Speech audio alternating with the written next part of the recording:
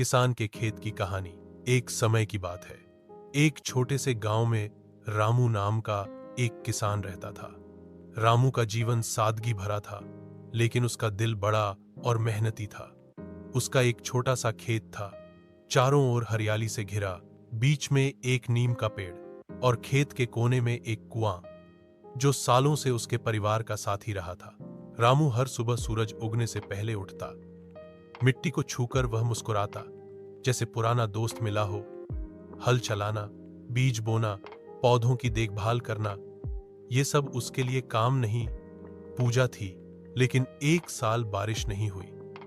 आसमान साफ रहा, बादल आए, पर बरसे नहीं। रामू का खेत सूखने लगा, फसलें मुरझा गईं। गांव के कई किसान खेत छोड़कर शहर चले गए, लेकिन रामू ने हार नहीं मानी। उसने पुराने कुएं की सफाई की, उसमें पानी इकट्ठा किया और दिन रात खेत की सिंचाई करने लगा। गांव के लोग उसे पागल कहने लगे। इतनी मेहनत किस लिए? सबने तो छोड़ दिया, लेकिन रामू ने बस एक बात कही, ये खेत मेरी माँ जैसा है। माँ तकलीफ में हो तो क्या उसे छोड़ दूं? कुछ हफ्तों बाद चमत्कार हुआ। खेत में हरियाली लौटने लगी। जो बीज मरे समझे गए थे, वे अंकुरित होने लगे। गांव वालों की आंखों में विश्वास लौट आया। धीरे धीरे सभी किसान लौटे और खेतों को फिर से जीवन देने लगे।